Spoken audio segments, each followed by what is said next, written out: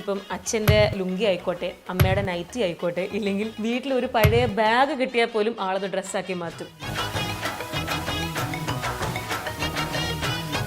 എങ്ങനെയാണ് ഇത്രത്തോളം creative idea ഒക്കെ കിട്ടുന്നത്? പണ്ട് തൊട്ടേ ക്രിയേറ്റീവ് ആയിട്ടുള്ളൊരു കുട്ടിയാണോ? എനിക്ക് ജസ്റ്റ് ഒരു ഐഡിയ വന്നു, ലൈക്ക് ഞാൻ നൈറ്റ് ഇടുന്നതിനെക്കാട്ടി അമ്മേനെ വെച്ചാലോ എന്നൊരു എക്സ്പെരിമെന്റ് ചെയ്ത് നോക്കിയപ്പോ അത് വർക്ക്ഔട്ടായി. പിന്നെ നമ്മൾ അമ്മ, അമ്മുമ്മ, അച്ഛൻ എല്ലാവരെയും കൊണ്ടുവന്നു.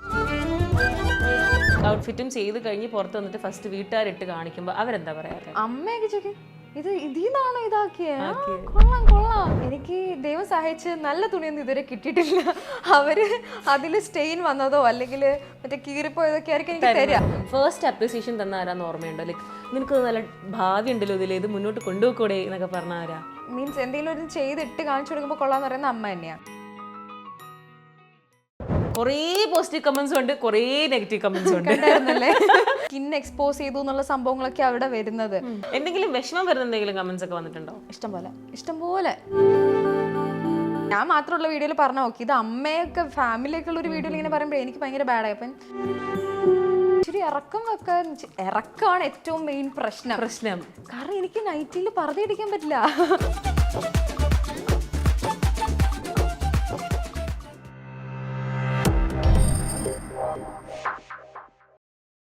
ഹായ്, ഹലോ, നമസ്കാരം. ജാങ്കോ സ്പേസിൻ്റെ പുതിയൊരു എപ്പിസോഡിലേക്ക് എല്ലാവർക്കും സ്വാഗതം. ഞാൻ കിങ്ങിണി.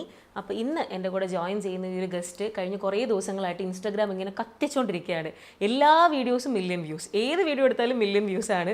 ഇപ്പം അച്ഛൻ്റെ ലുങ്കി ആയിക്കോട്ടെ, അമ്മയുടെ നൈറ്റി ആയിക്കോട്ടെ, ഇല്ലെങ്കിൽ വീട്ടിൽ ഒരു പഴയ ബാഗ് കിട്ടിയാൽ പോലും ആളത് ഡ്രസ്സാക്കി മാറ്റും. ആളുടെ ഒരു സ്കില്ല് വെച്ചിട്ട് നമ്മളിങ്ങനെ ഓരോ വീഡിയോ വരുമ്പോൾ ഇത് എങ്ങനെയാണ് ഇതിൻ്റെ ലാസ്റ്റ് റിസൾട്ട് എന്ന് കാണാൻ ഇങ്ങനെ വെയിറ്റ് ചെയ്യുന്ന ആ ഒരു രീതിയിൽ വരെ നമ്മളെ കൊണ്ടെത്തിച്ചിരിക്കുന്ന നമ്മുടെ സ്വന്തം ഗോപികയാണ് ഇതിൻ്റെ കൂടെ ജോയിൻ ചെയ്യുന്നത്. Gopika, welcome to the show. Thank you. എന്തൊക്കെയുണ്ട് വിശേഷം? സുഖമായിട്ടിരിക്കുന്നു. എങ്ങനെയാണ് ഇത്രത്തോളം ക്രിയേറ്റീവ് ഐഡിയ ഒക്കെ കിട്ടുന്നത്? പണ്ട് തൊട്ടേ ക്രിയേറ്റീവ് ആയിട്ടുള്ളൊരു കുട്ടിയാണോ? പണ്ട് തൊട്ടേ എനിക്ക് ഫാഷൻ റിലേറ്റഡ് കാര്യങ്ങളൊക്കെ ഭയങ്കര ഇഷ്ടമാണ്. അപ്പം അങ്ങനെ ഫുൾ ഇതിനെപ്പറ്റി റിസർച്ച് ചെയ്യും. മാഗസിൻസിലാണെങ്കിലും ഇൻസ്റ്റഗ്രാം ഫീഡിലാണെങ്കിലും മൊത്തം ഫാഷൻ റിലേറ്റഡ് സാധനങ്ങളെ വരാറുള്ളൂ. അപ്പം അങ്ങനെയാണ് ഈ ഒരു ക്രേസ് ഇതിലേക്ക് വന്നത്. ഓക്കെ, കുഞ്ഞിരുന്നാളെന്നുള്ള അങ്ങനെ തന്നെയാണ് ഭയങ്കര ക്രിയേറ്റീവായിട്ട്. ഞാൻ റെസ്റ്റ്ലെസ് അല്ല, എപ്പോഴും എന്തെങ്കിലുമൊക്കെ ചെയ്തുകൊണ്ടിരിക്കും. ലൈക്ക് ഡ്രോയിങ് ആണെങ്കിലും അല്ലെങ്കിൽ ജ്വല്ലറി മേക്ക് എന്തെങ്കിലുമൊക്കെ ചെയ്തുകൊണ്ടിരിക്കുകയായിരുന്നു. അപ്പോൾ പിന്നെ ഇപ്പം ഈ അപ്സൈക്കിൾ എന്നുള്ളൊരു സംഭവം റീസെൻ്റ് ആയിട്ടാണ് ചെയ്യാനല്ല, ഐ മീൻ പണ്ട് ചെയ്യുന്നുണ്ട്, ബട്ട് പോസ്റ്റ് ചെയ്യാനും അങ്ങനെ ഇങ്ങനെയൊക്കെ തുടങ്ങിയത് ഇപ്പോഴാണ്. ഫസ്റ്റ് നമ്മുടെ ആ ഒരു വൈറൽ വീഡിയോ എനിക്ക് അമ്മയുടെ നൈറ്റി അതാണെന്ന് തോന്നുന്നു അല്ലേ? ഓക്കെ, അത് എങ്ങനെയായിരുന്നു? നമ്മൾ എക്സ്പെക്ട് ചെയ്യുന്നുണ്ടായിരുന്നില്ലല്ലോ അതുവരെ. വീഡിയോ അപ്ലോഡ് ചെയ്യുമ്പോൾ ഇതിന് മുന്നേ അങ്ങനത്തെ ഒരു എക്സ്പീരിയൻസ് ഇല്ല. എന്തായിരുന്നു ഫസ്റ്റ് ഇങ്ങനെ റീച്ച് ആയി പോകുന്ന കണ്ടപ്പോൾ ഉണ്ടായിരുന്ന റിയാക്ഷൻ? ഞാൻ കിളി പോയിരിക്കുമായിരുന്നു, കാരണം ഞാൻ ഒട്ടും എക്സ്പെക്ട് ചെയ്തിട്ടില്ല.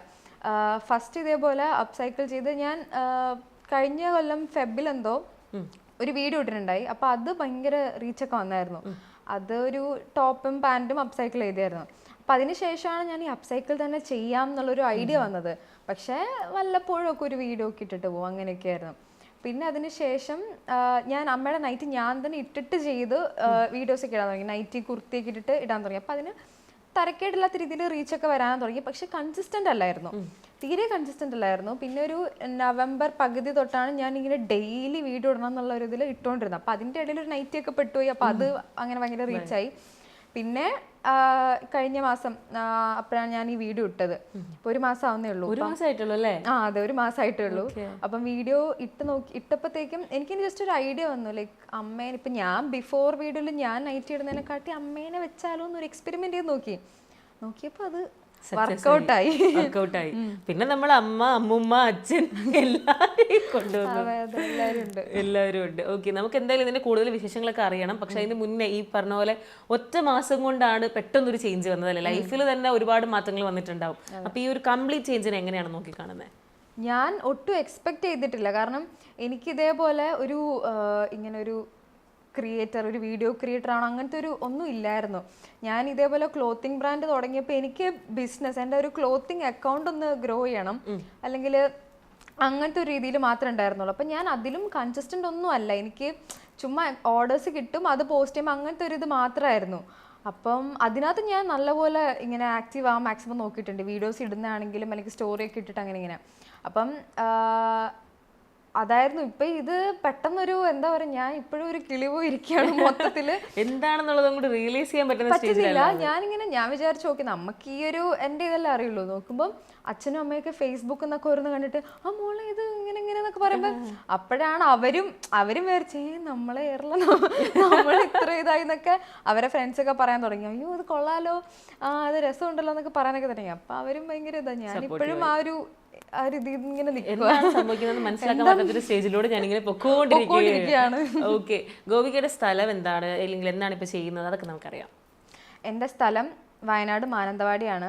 ഇപ്പം ഞാൻ ഇവിടെ ഈ ഒരു വർക്ക് റിലേറ്റഡ് ആയിട്ടൊക്കെ ഞാൻ ഇവിടെ കൊച്ചിയിൽ തന്നെ നിൽക്കുന്നത്, കാക്കനാട് നിൽക്കുവാണ്. നിൽക്കാൻ തുടങ്ങിയിട്ട് കുറച്ചായി. പിന്നെ ഇപ്പം ഇതേപോലെ ക്ലോത്തിങ് അത്യാവശ്യം നല്ല രീതിയിൽ ഓർഡേഴ്സ് ഒക്കെ കിട്ടുന്നുണ്ട്. ഇപ്പൊ മെയിനായിട്ട് ചെയ്യുന്ന ജോബ് എന്ന് പറയുന്നത് ക്ലോത്തിങ് ബ്രാൻഡ് തന്നെയാണ്. പിന്നെ പാർട്ട് ടൈം ആയിട്ട് ഞാൻ ഒരു കോഴ്സും കൂടി എടുത്തിട്ടുണ്ട്. ഒരു 2 hours ഉള്ളൂ. അപ്പൊ അത് കഴിഞ്ഞിട്ടാണ് ഞാൻ ഇപ്പം ഓർഡേഴ്സ് ഒക്കെ ചെയ്ത് തുടങ്ങുന്നത്. ഓക്കെ, ഇപ്പൊ നമ്മൾ പറഞ്ഞു വയനാട് നിന്നാണ് വരുന്നത്. ഇത് കുറച്ച് എങ്ങനെ ആയിരിക്കും ആൾക്കാർ ഈ ക്വസ്റ്റ്യൻ എടുക്കുന്നത് അറിയില്ല. ബട്ട് സ്റ്റിൽ വയനാട് എന്ന് പറയുമ്പോൾ ഇപ്പോഴും കുറെ ആൾക്കാർ കളിയാക്കൂല്ലോ, മറ്റേ സ്വാഭാവികം വള്ളി വരുന്ന ഡയലോഗ് പറഞ്ഞ് കളിയാക്കും. പക്ഷെ ഇപ്പൊ ഞാൻ ഗോപികയുടെ അക്കൗണ്ട് വിസിറ്റ് ചെയ്ത സമയത്ത് 2022-21 ടൈമിൽ തന്നെ ഉള്ള ഫോട്ടോസും സ്റ്റോറിയും ഹൈലൈറ്റ്സും ഒക്കെ നോക്കുമ്പോൾ ലൈക്ക് ഭയങ്കര അപ്ഡേറ്റഡ് ആയിട്ടുള്ള, അല്ലെങ്കിൽ വളരെ മോഡേൺ ആയിട്ടുള്ള കോസ്റ്റ്യൂംസ് ഒക്കെ ഇടുന്ന, അതും ഭയങ്കര ബ്യൂട്ടിഫുൾ ആയിട്ടൊക്കെ ഡ്രസ്സ് ചെയ്ത് നടക്കുന്ന ഒരു കുട്ടിയാണ്. അപ്പം വയനാടാണ് സ്ഥലം എന്ന് പറയുമ്പോൾ നമുക്ക് ഓക്കെ, ലൈക്ക് ഇത് കണക്ട് ചെയ്യാൻ നമുക്കൊരു ഇത് വരും. ബിക്കോസ് ബാംഗ്ലൂര് അല്ലെങ്കിൽ കൊച്ചി അതൊക്കെയാണ് നമ്മൾ കൂടുതലും അങ്ങനെ കാണുന്നത്. അപ്പൊ അതെങ്ങനെയായിരുന്നു ഇപ്പൊ വയനാടിന് ഇത്രയും ലൈക്ക് കുറച്ചും കൂടി ഒരു മോഡേൺ ആയിട്ടുള്ള രീതിയിലൊക്കെ വരുമ്പോൾ? അതെങ്ങനെയാന്ന് വെച്ചാല് എനിക്ക് ഇതേപോലെ എനിക്ക് കുറച്ച് വെറൈറ്റി ഡ്രസ്സസ് ഒക്കെ എനിക്ക് ട്രൈ ഔട്ട് ചെയ്യാനൊക്കെ ഭയങ്കര ഇഷ്ടമാണ്.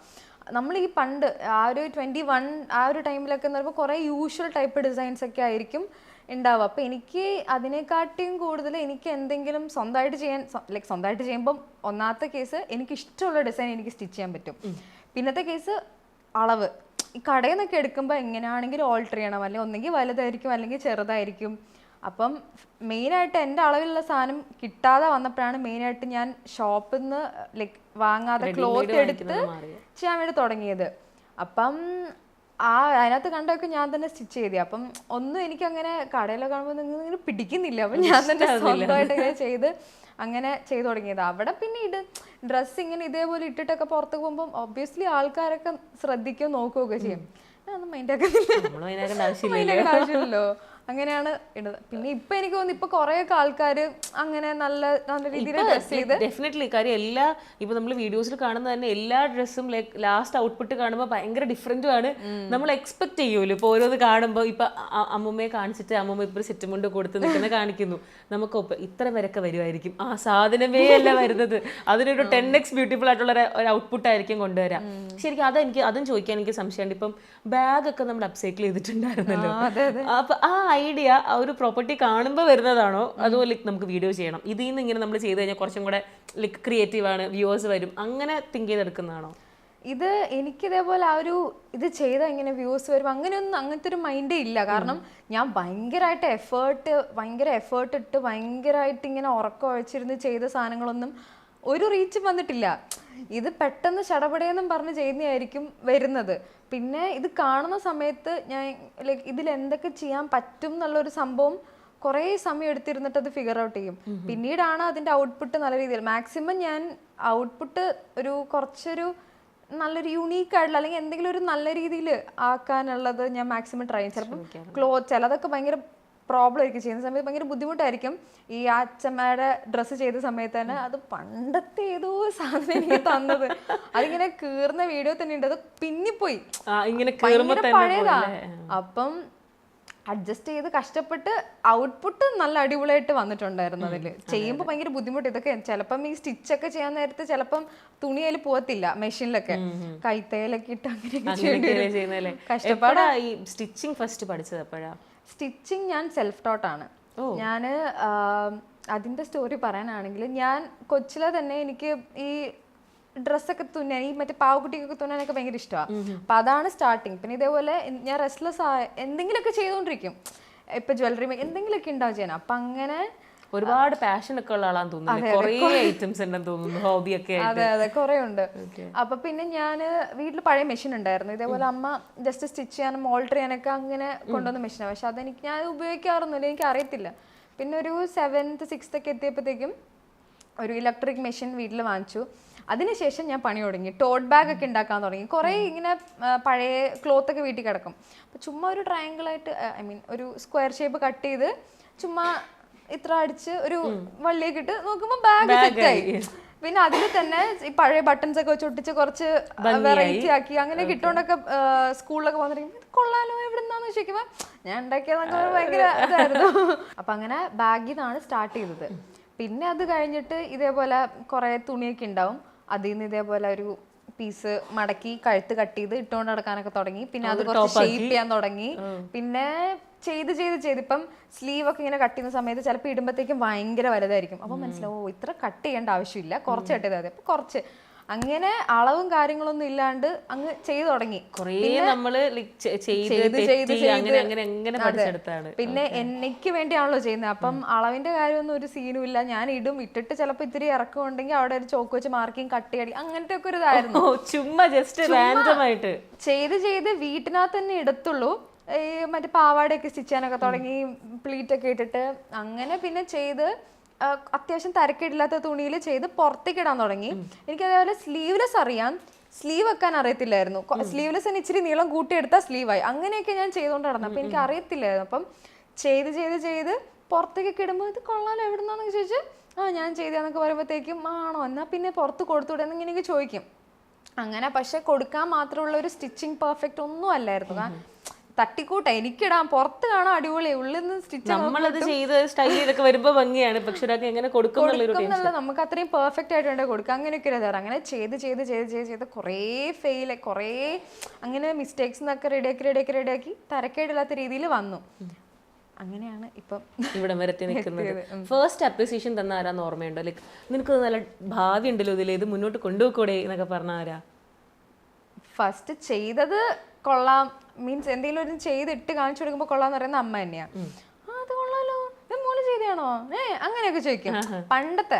പിന്നെ ഇത് തന്നെ ഒരു കരിയറാക്കി മുന്നോട്ട് കൊണ്ടുകൂടെ അങ്ങനെയൊന്നും അവർ പറഞ്ഞിട്ടില്ല. അവർക്ക് ഞാൻ ഒരു ഡോക്ടറായി വരണം എന്നൊക്കെയായിരുന്നു താല്പര്യം.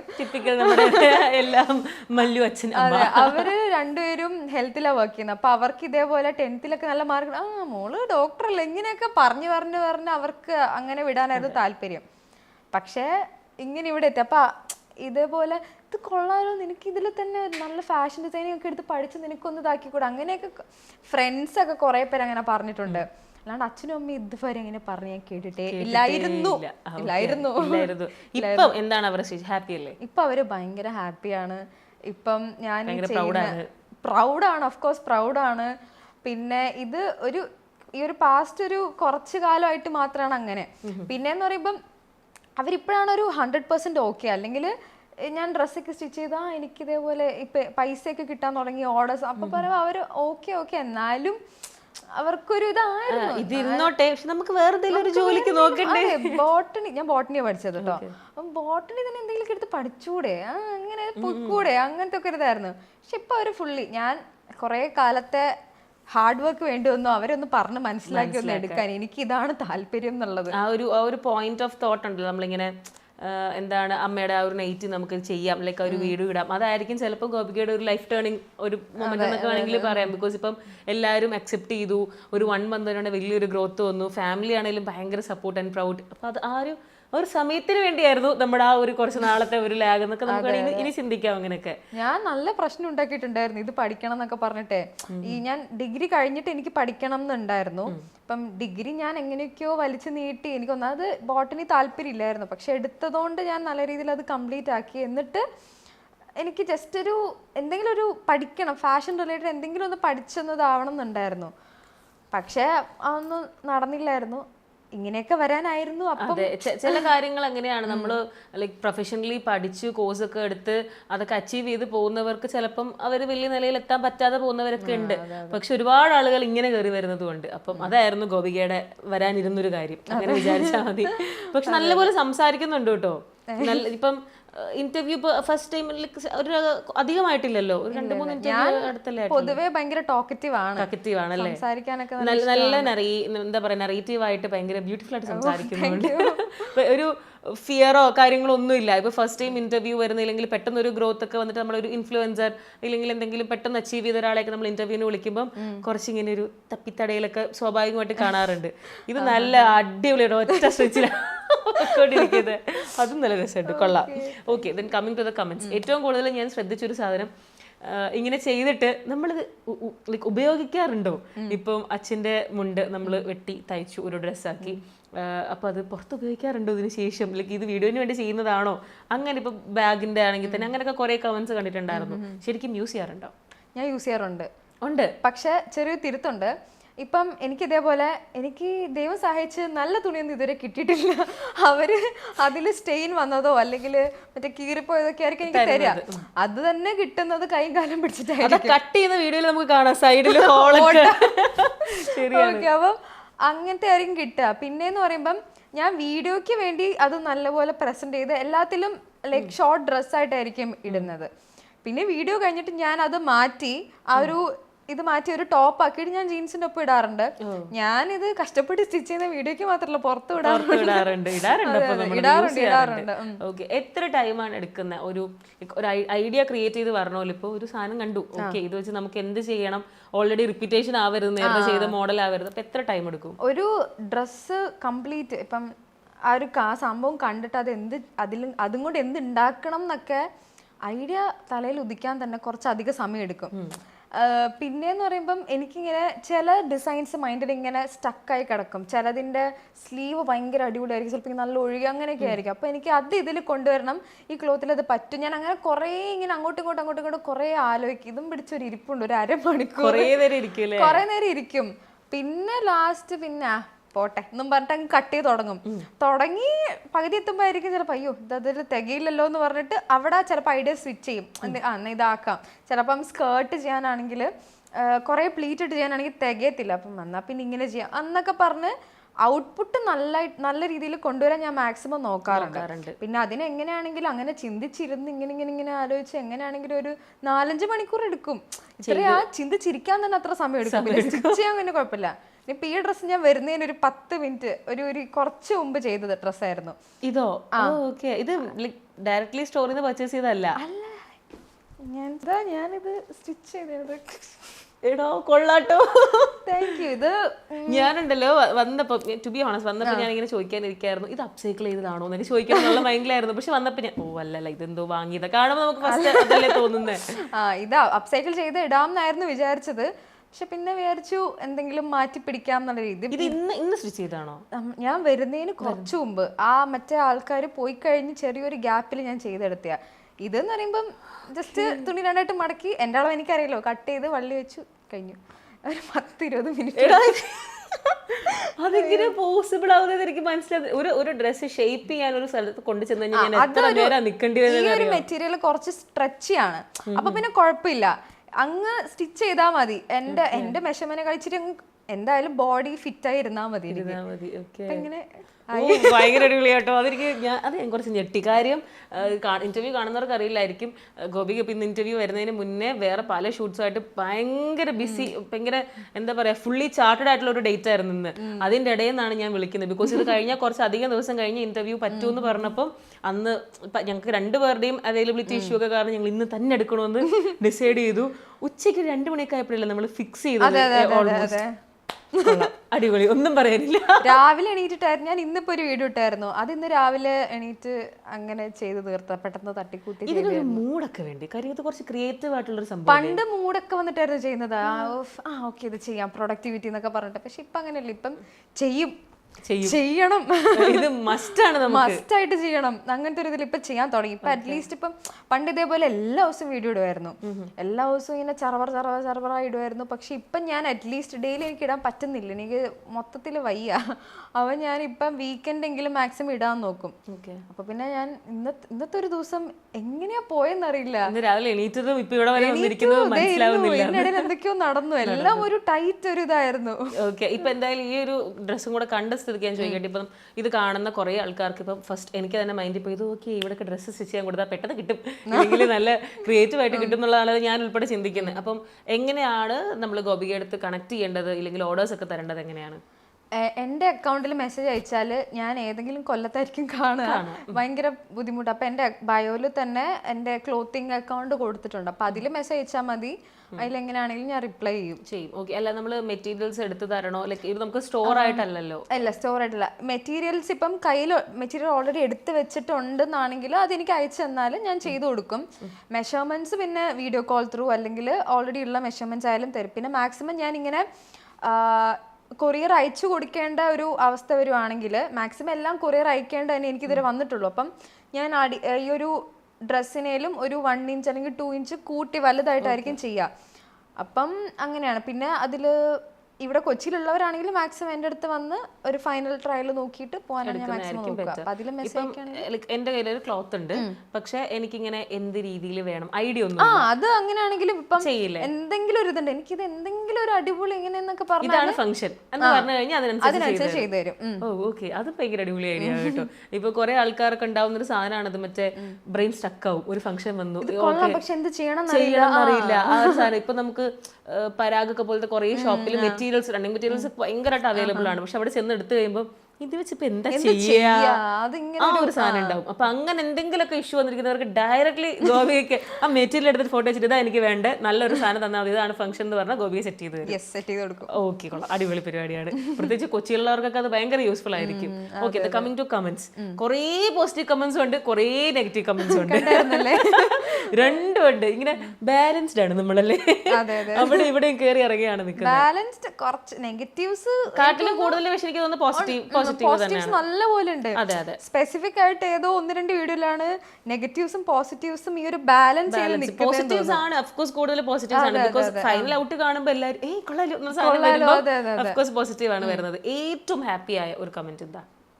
ഏറ്റവും ഹാപ്പി ആയ കമന്റ് എന്ന് പറയുമ്പോൾ അത് കുറേ ഉണ്ട്. എന്ന് വെച്ചാൽ ചിലരൊക്കെ ഇങ്ങനെ അവരുടെ ടൈമും എഫേർട്ടും കളഞ്ഞ് ഇങ്ങനെ കുത്തിപ്പിടിച്ചിരുന്ന് ഇങ്ങനെ ടൈപ്പ് ചെയ്ത് കമന്റ് കഴിക്കും. അത് കാണുമ്പോൾ തന്നെ അയ്യോ എന്ന് ഇതിനൊക്കെ റിപ്ലൈ ചിലതൊക്കെ ഞാൻ അവർക്ക് പേഴ്സണലി വോയിസ് ഒക്കെ അയച്ചു കൊടുക്കും. ഇത് അയ്യോ ഇതോ എന്നെ സൂപ്പർ ഇങ്ങനെ കഴിക്കുമ്പോഴേ അയ്യോ താങ്ക് യു, എനിക്ക് താങ്ക് യു മാത്രമേ പറയാനുള്ളൂ.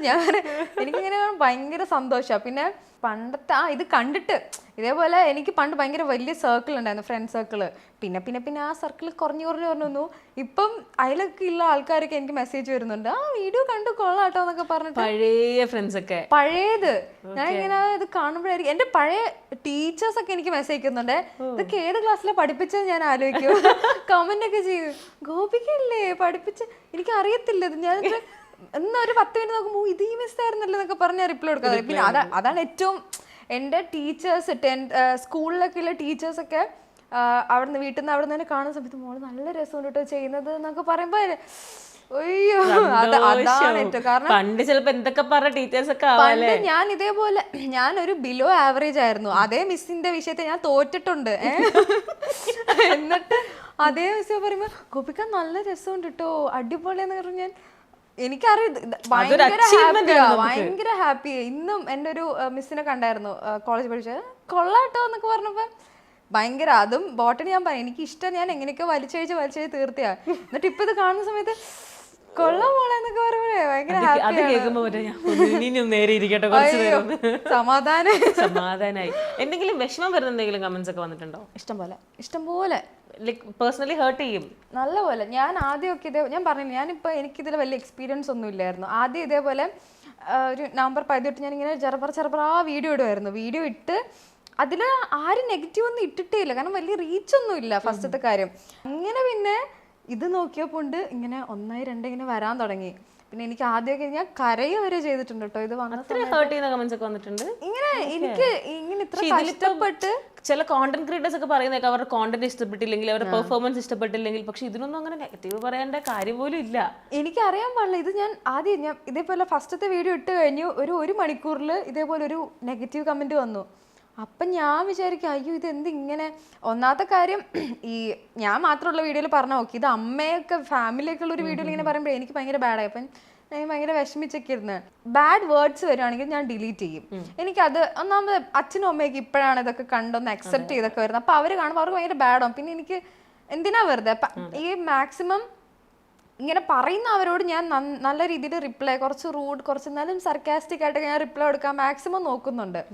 പിന്നെ ചിലരൊക്കെ ഈ ഇന്റൻഷനലി ഇങ്ങനെ ഓടി നടന്ന് ഇങ്ങനെയൊക്കെ കമന്റ് ഇടുന്നേ മനഃപൂർവ്വം ചെയ്യുന്നത് ഒന്നും പറയാനില്ല. കാരണം ഇത് ഇങ്ങനെ എന്താ പറയാ, ഒന്ന് അവരെ പറഞ്ഞ് മനസ്സിലാക്കാൻ എനിക്ക് പറ്റത്തില്ല. ആദ്യമൊക്കെ ഞാൻ ഇരുന്ന് ഇങ്ങനെ പാരഗ്രാഫ് ഇങ്ങനെ ടൈപ്പ് ചെയ്ത് ഇങ്ങനെ ഇതങ്ങനെ ഇങ്ങനെ ഇങ്ങനെ ഇങ്ങനെ മെയിൻ തിങ് ഞാൻ അവിടെ സ്കിൻ എക്സ്പോസ് ചെയ്തു എന്നുള്ള സംഭവങ്ങളൊക്കെ അവിടെ വരുന്നത് എനിക്കറിയാൻ പാടില്ല. പിന്നെ ഇതൊക്കെ പറയുന്നുണ്ടല്ലോ എന്ന് ആലോചിക്കുമ്പോൾ ഞാൻ അവിടെ ഒരു ആർട്ടാ ചെയ്യുന്നത്. ഞാനൊരു സംഭവം അവിടെ ഒരു ക്രിയേറ്റീവ് ആയിട്ടുള്ളൊരു സംഭവം കാണിക്കുമ്പോൾ അത് ഷോക്കേസ് ചെയ്യുന്ന ഒരു മീഡിയം മാത്രമാണ് എൻ്റെ ബോഡി.